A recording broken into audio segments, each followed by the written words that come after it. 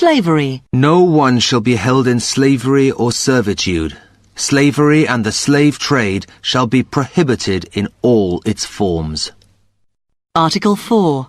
Universal Declaration of Human Rights, the United Nations. What does slavery mean? Slavery is the idea that a human is someone's property, that he or she can be bought, sold and owned, and forced to work without being paid. This concept has been around for thousands of years, and all major civilizations used slaves at some point. They were used in many different positions, such as laborers, soldiers, servants, farmers. Although the word slavery makes us think of the transatlantic slave trade from Africa to the Americas, slavery was not specific to one part of the world. The Romans, Russians, Aztecs, and Egyptians all kept slaves. The word slave actually comes from Slav. Many Slavic people from Eastern Europe were taken as slaves during conflicts. As well as being captured in wars, people could be born as slaves, sold into slavery, or sold to pay a debt. Is it right to buy and sell people? In the past, there were different concepts about human rights and what was moral or immoral. It is only in the last 300 years that these ideas have begun to change.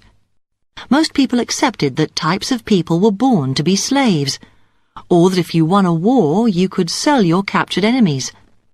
The Quran and the Bible both mention slavery as a fact, without criticizing it.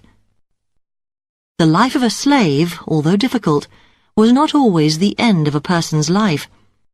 It was possible for a slave to buy his freedom, for a slave soldier to become a general, or for a freed slave to become an important member of society.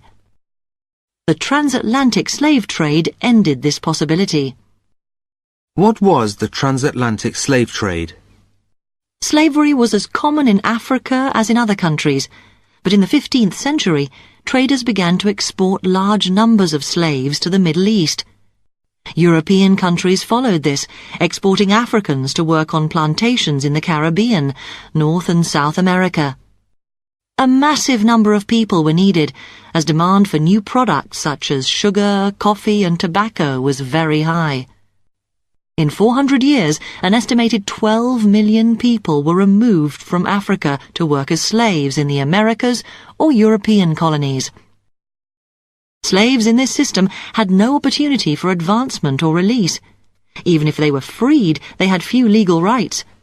In the past, owning slaves in many countries had been a status symbol, and owners were usually fair. In this new system, profit was the most important aspect. As a result, conditions of work and living were also very tough. Millions died because of mistreatment and difficult working conditions. Some African slave traders, learning of these conditions, started to oppose the trade. When did people's ideas begin to change? A number of African countries, such as the Congo, made the trade illegal, not for moral but practical reasons. Its population was being reduced greatly by the trade, but it was moral reasons that forced a greater change. A movement in Britain led by the Quakers and the MP William Wilberforce pushed Parliament to abolish slavery. In 1807, the slave trade was abolished, and in 1833, slavery was abolished in all British colonies. In the USA, on the other hand, there was great argument over slavery. Many industries in the South were dependent on slaves for production, such as cotton, and if freed, the number of slaves would be almost 50% of the population in some areas. Again, religious groups were pushing for change. Unfortunately, the civil war between the North and South came before political change. Slavery was an important issue in this conflict and was abolished through the 13th Amendment to the Constitution at the end of the Civil War in 1865. What were the ideas behind abolition? In the 19th century, newer political ideals of freedom and equality were anti-slavery. It's ironic that the two countries at the time associated with freedom and equality, the USA and France, still permitted slavery. France didn't abolish slavery until 1848, and there were still slaves working in the White House in the same year. The humanitarian ideal, the idea that all people are brothers, was also important.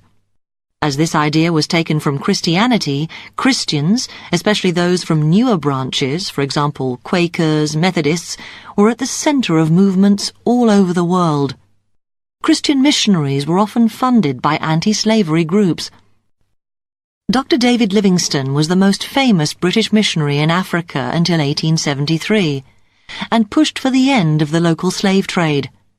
Unfortunately, he believed it could only be stopped by foreign countries taking control of African states, mass colonialism. This led to many other problems. Does slavery still exist?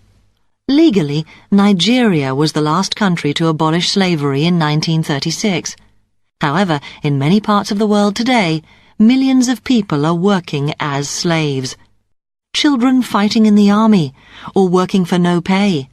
Women moved from their own countries to work in the sex industry, or in people's houses.